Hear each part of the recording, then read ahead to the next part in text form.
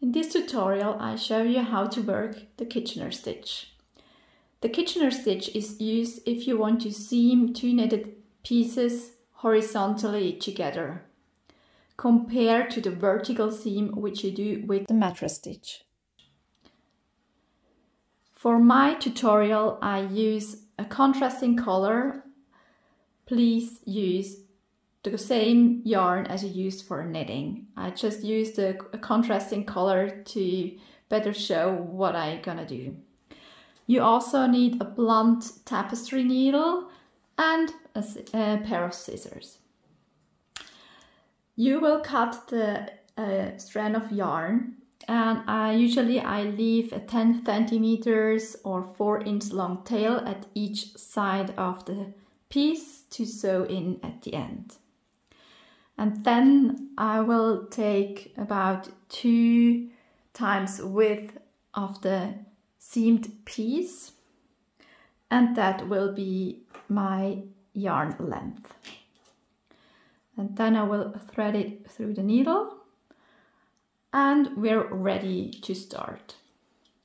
I'll have my 2 knitted pieces on needles with the wrong side facing to each other, so the right side is facing outwards. And then I will slide the stitches to the right side of the needle.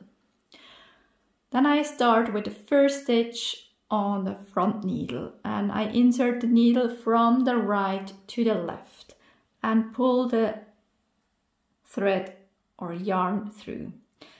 And I leave a tail to weave in at the end. Then I go to the back needle and insert the needle from the left to the right and pull it through.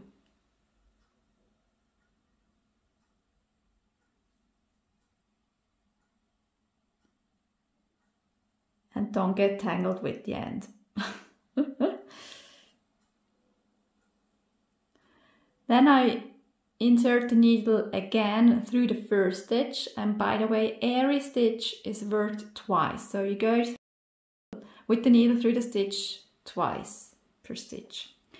I insert the needle from the left to the right, and I slip it directly from the knitting needle and insert the tapestry needle from the right to the left and pull it through. Then at the back needle, I insert the needle from the right to the left, slip it off the knitting needle, and I insert the needle from the left to the right and pull it through. And when you pull through the yarn, it's important that you don't pull too hard, but also not too loose. You want to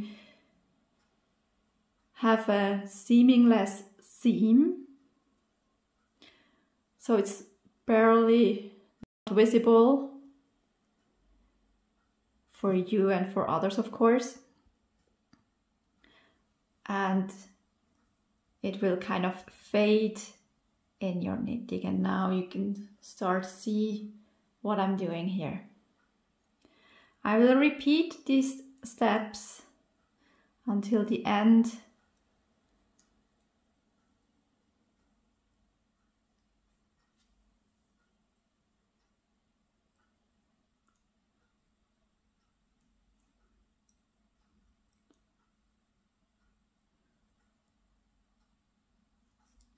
And when I reach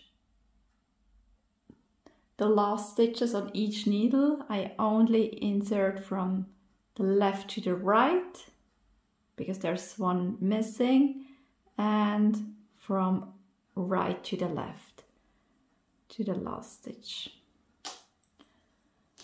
And that's how my mattress stitch looks like.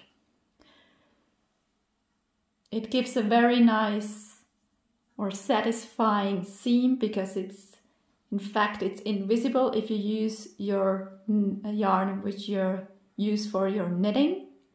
And also in the back it's even, there is no edge or sturdy edge, like if you would seam the edges together, like if you would bind off all the stitches and then seam them together.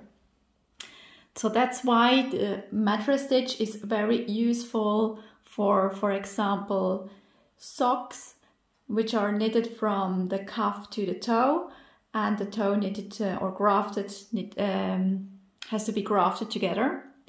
But also you can use it for shoulder seams if you don't like a sturdy, hard seam on your shoulders. It's a really nice technique. If you like this tutorial, then give me a thumb up and subscribe to my YouTube channel. Thank you. Bye bye.